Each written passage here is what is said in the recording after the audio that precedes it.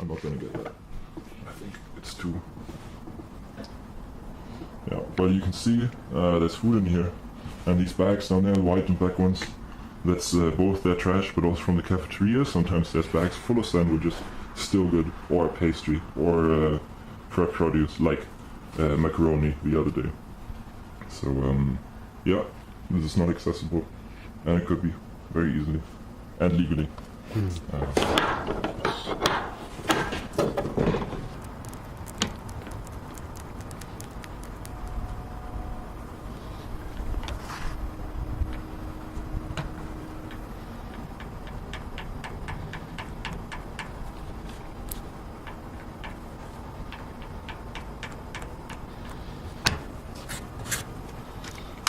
Yeah.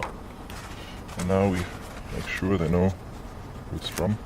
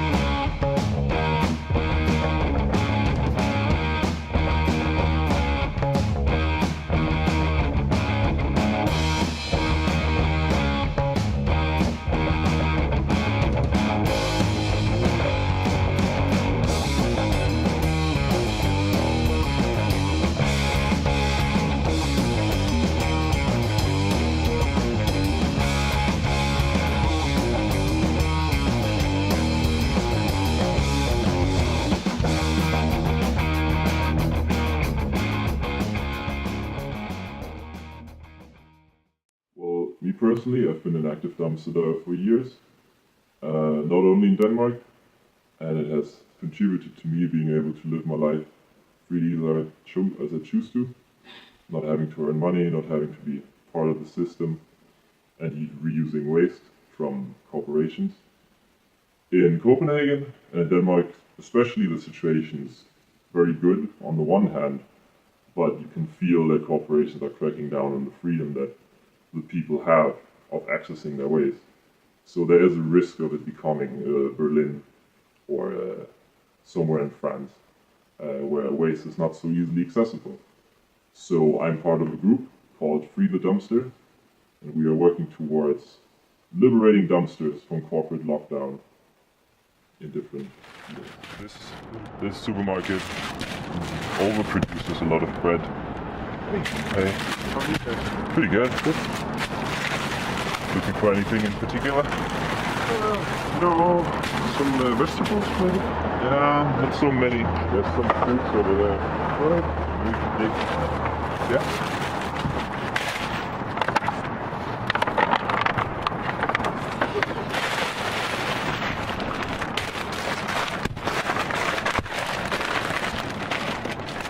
As anyone in dumpster dives can see, most of the food that is being wasted is in perfect condition. Or if there's a pack of tomatoes, let's say, or lemons, there's one tomato moldy, one lemon moldy, and everything gets tossed away. There should be an option for those who don't have the means to acquire new food to access what other people decide they can't have. There's a certain problem with the power structure. I think it's realistic that we can improve the situation even more and then hold that improvement. I think it's realistic that every supermarket will have open dumpsters or an agreement with structures that are not hierarchical, not centralized, to give their produce away to the people. They can. Well, this is all our bounty from dumpsters that have been previously targeted. One of them used to have a compressor only, and we have cut the power cord with a bolt cutter every single night until they have re-established having dumpsters that are physically accessible. So there we have gotten a lot of bread and a couple of veggies from. The other dumpster has been superglued. There was several cages that have been targeted, and they had to break open the lock. Some of the doors even deformed because they couldn't get through the super glue. And now we can happily have some cabbage, some fruits, different kinds of vegetables.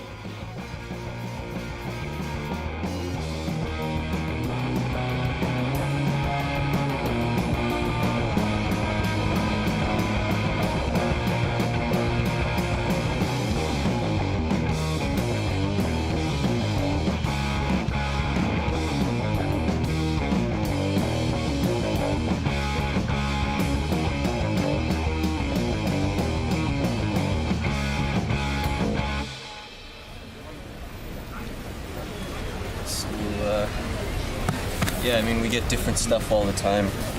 Sometimes nice mushrooms. A little bit tired, but otherwise still good. Beets, pretty popular in Sweden.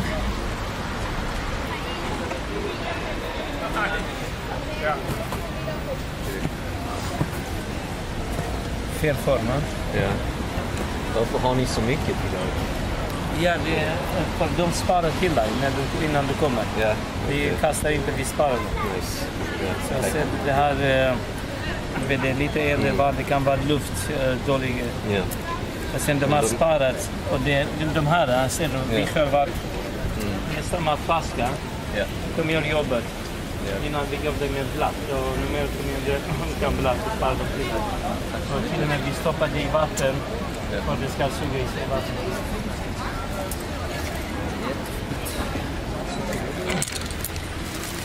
No wrong. It's called something called. It's ecologic, you know. Yeah. Fried tried. Yeah. Organic. It's still good. Yeah. Yeah. When we get stuff, we just bring it inside to this first little.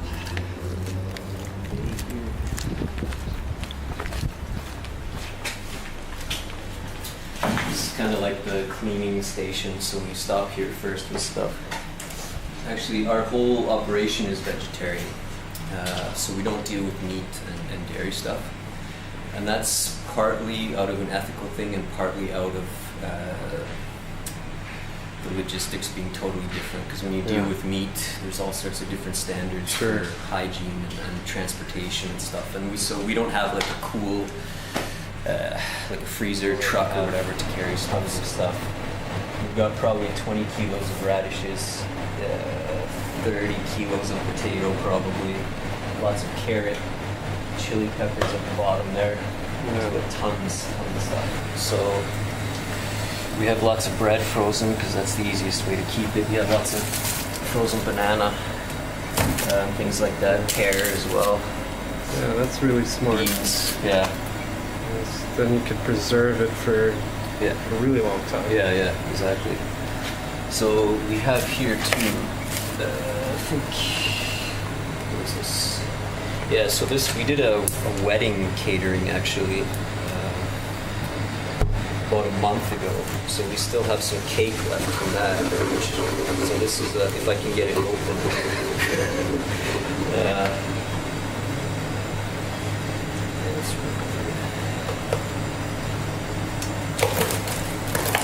So yeah, I mean, this is being damaged unfortunately with some frost inside, but it's a poppy seed cake that we made, and it's all from rescued stuff as well. So we get lots of like dry stuff like flour and oats and sugar and stuff as well. So I mean, we don't even, I mean, you can do so much stuff with everything that we get. It's really crazy. So my name is Heather, and I live in Malmö since about 6 years back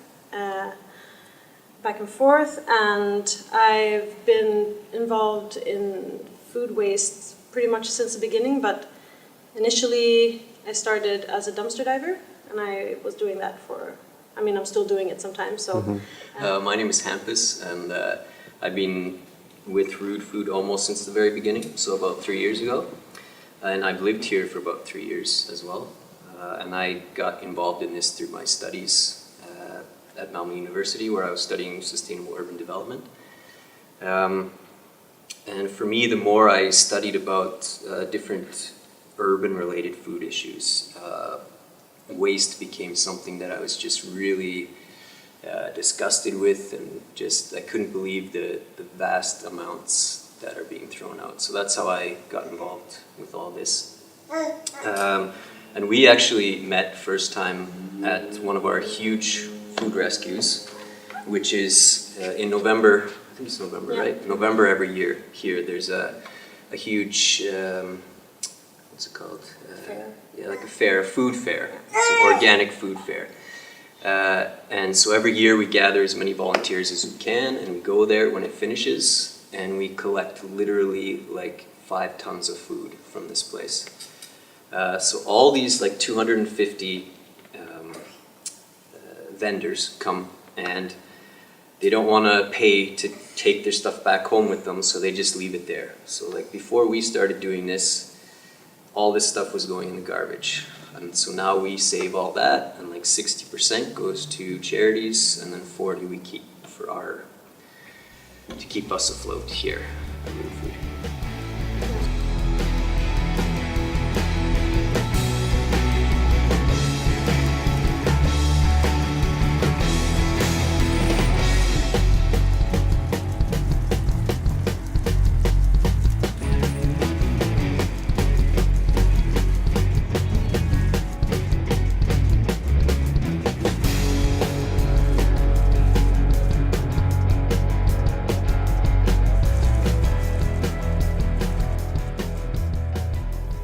I think also there's a bit of a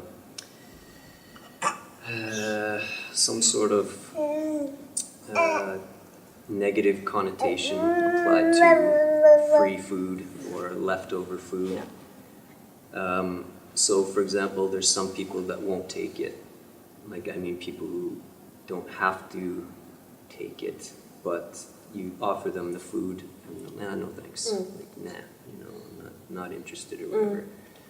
So that's something as well, because I think there's that idea that food, once it reaches a certain point, it has a lower value. So, you know, you're trying to make it so that as long as food is edible, right up until the point where it's no longer healthy to eat, it's the same thing, right? It has the same nutrients, it has the same taste, usually, especially fruit. I mean, fruit tastes usually better if it's older. Yeah.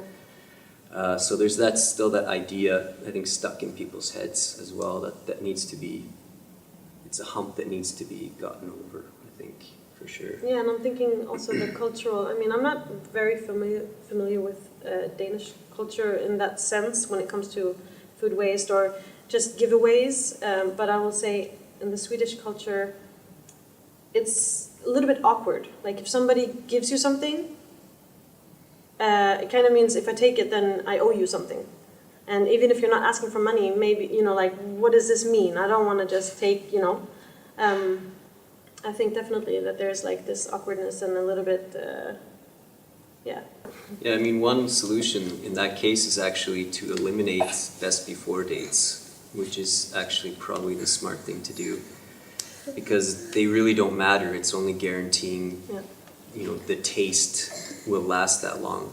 It has nothing to do with safety. So like other than meat and things that can be dangerous if they're old, there really shouldn't be any kind of expiration date. It's just to trust your senses and just go for it.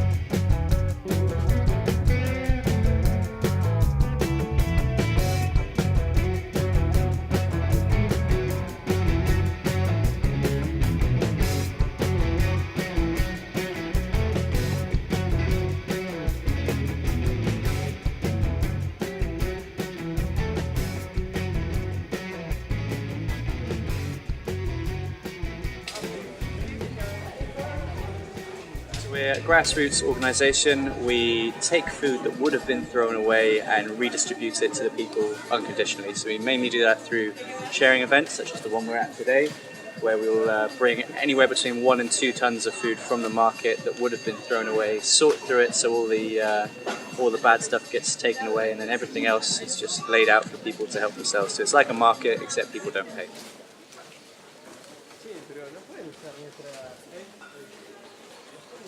Yeah, part of what we do is kind of food focused, but we're really big on promoting the idea of sharing. How in this day and age everything seems to be focused on you need to have like a money transaction behind everything, and I think there needs to be a change towards helping each other out, you know, giving things without necessarily expecting that to be reciprocated. Gives you a nice warm fuzzy feeling inside, and yeah, I think it's the way to go. We do quite a lot with encouraging people to consume food more sustainably. So there's plenty of things you can do to eat more sustainably. One is buy less food. You see so many full fridges these days. Like I freak out when I see a full fridge. So I think, how the hell am I going to eat it all before it all goes off? So yeah, only buy a little bit, use it up as you go. The number one thing you can do to consume food more sustainably is to remove animal products from your diet. I'm not going to go into too much detail on that. There's plenty of information online about how the meat industry is, you know, contributing towards climate change and other environmental issues. You can start creating your own preserves, things like jams, fermenting food, things like that, so that it lasts longer. You can start growing your own food, even start dumpster diving. If you haven't been dumpster diving before, I'd recommend giving it a go just once or twice. It's a real eye-opener if you open up the bin behind the supermarket and just see how much stuff there does get thrown away. I think, yeah, we're at that point in history where there needs to be a kind of change in the way we run society and do things. And yeah, we need to start, not just food sharing, but as I was saying, lots of things that could be considered similar to this. We need to adopt practices that are a bit more like that. Just so that we're a bit more community and socially minded, we're being less wasteful, more environmentally conscious, being more kind to each other and this planet that we live on. Good. No, okay, so everyone needs to go in and wash their hands before we start, and then we're good to go. Oh, okay, you don't need to wash your hands. Why do you wash your hands? It's the 21st century. Since I've started going here, it's pretty much everything I eat in daily life when it comes to fruits and vegetables. So, I mean, everything that you want to put into a salad, or, I don't know, lots of potatoes, so you can make all kind of warm dishes as well. And then, yeah, I mean, bread.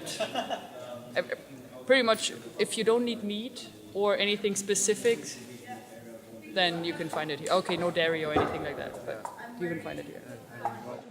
Yeah. How bad can go water? I get very good food for no money in just 2 hours of my work, which is the cheapest way of getting food in.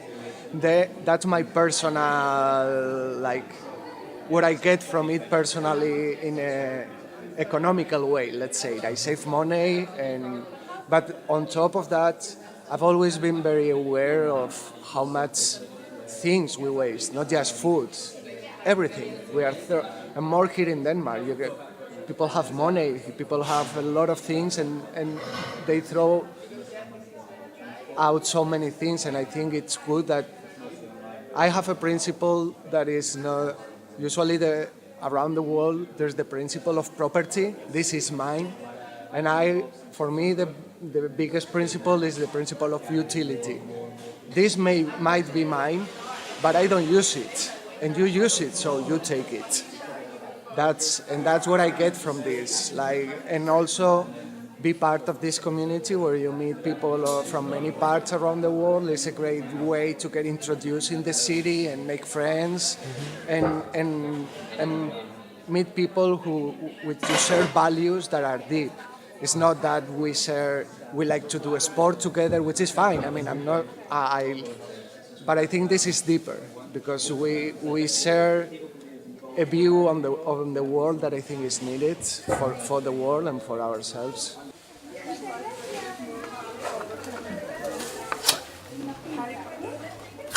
I have no idea.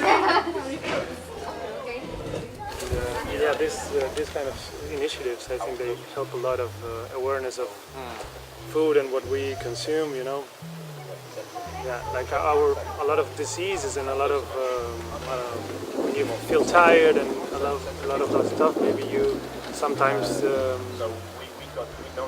I don't know, think it's because of your job or of your stress, but people doesn't realize that what you eat is what you are. So I think that becoming aware of what you eat, it's one step forward. So maybe just you kind of see that there's other ways to get food than to spend money on it. It's usually quite faster to do it to dumpster dive because first of all you have to earn the money, then you have to go buy the food, then you have to wait in the queue, and then you have to pay. And here you just have to go out and search in the container, and it's actually much faster. It's fun. It's fun digging and find stuff. I think if you want to learn other ways to do stuff, it can be one of the.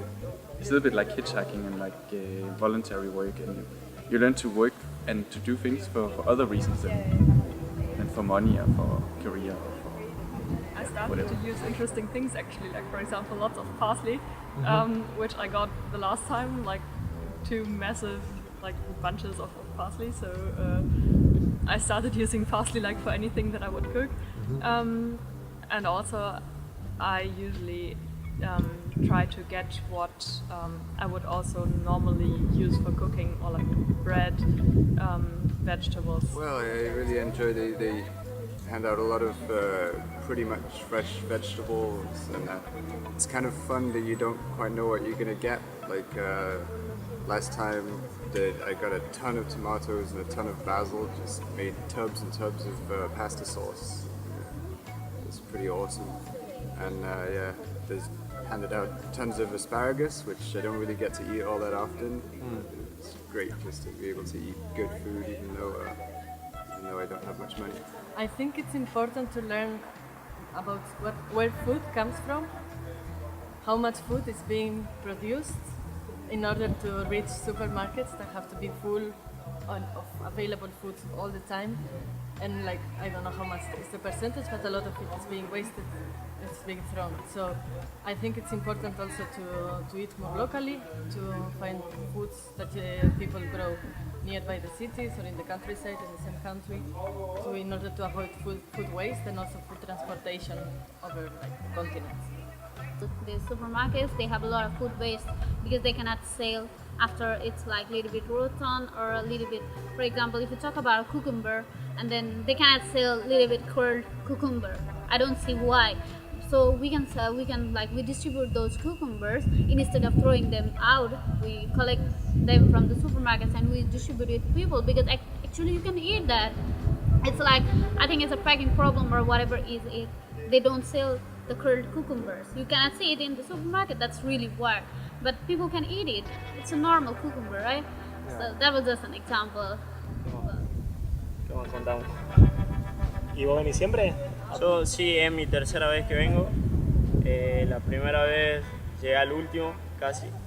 La segunda vez estuvo muy bien, llevé todo. Lo mejor de todo es sandía. Ah, sí, la sandía. Muy buena sandía acá. Y las peras y los duranos y los duraznos. Y bueno, esta es la tercera vez y espero encontrar algo rico, que siempre hay, y un buen pan danés. Ah, sí. Así que bueno. Esperemos llegar al pan. Sí. ¿Ok?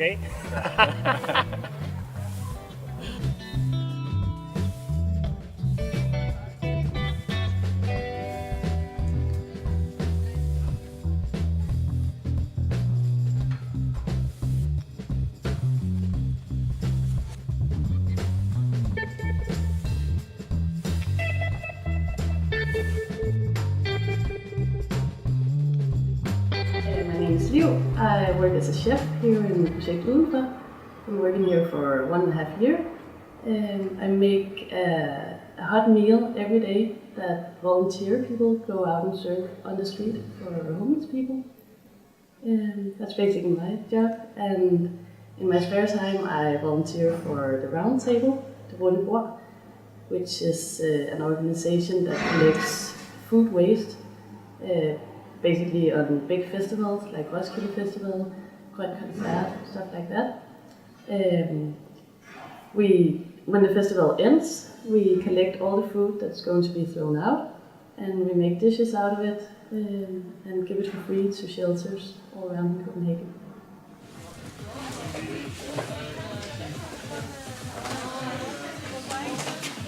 Now that we're talking about food waste, if you find vegetables that are almost dead or anything else that's going to expire, then as a chef you're good to get ideas quickly to how to make a nice meal out of that, how to make a meal that can last 3 days longer than 2 days after if you haven't eaten it.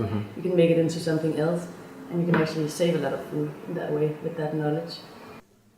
If you grow vegetables with kids, they get a bigger respect for the food.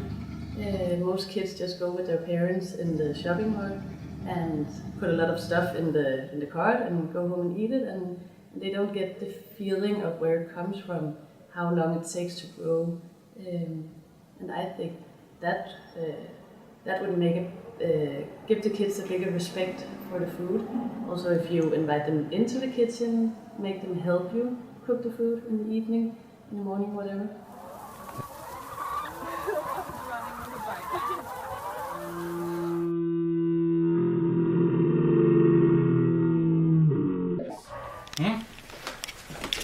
What? I made it from all the what it's about from the volunteers. Yeah. And she's the princess. She was the one that's the first day. That's from the first day of the other shop. Some of the suppliers, this is part we put this up, you know. Especially with food checks, you know. Netto was also being given us olive oil. It was Roskilde Fund was one that gave us money at the start. 500,000 kroner. So I mean, this is a thank you for the people who've been. This has been people who bought shares. These are the people on this here are the people that the folk action, the people that bought shares, 10 krone, 100 krone, people that bought shares. Like everybody has bought a share. This is the folk action here for 100 krone. These are the folk action. This is the ones they made in orders. I'm not taking content, it's cord. So it's radish. What are these? Radishes? Yeah. And in a normal supermarket it would cost maybe double, triple. Depends on, yes, a lot, yes. Yeah. About 20 krone, I think. Sometimes, yeah. It depends on what it is. It all depends. Yeah, and it still tastes the same. Yes. Even past expiration. It all tastes the same. It all tastes the same, but it's it depends what we can get. It all depends on what it just depends. But we don't get the same things as everybody else. We don't get the same. We get whatever people would give us. Yeah. We don't get the same. Whatever, you know. So this is about we're fighting food waste. Take a wee food selfie.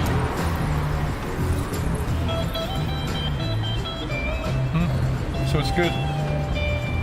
Yeah. And this is what do you call? This is the main. Mindre madspil are always good to burn fatty by saving the money, you know. So we try to make it like it looks. What do you think? It looks pretty okay. Yeah. Like the way. I think it. Yeah. It's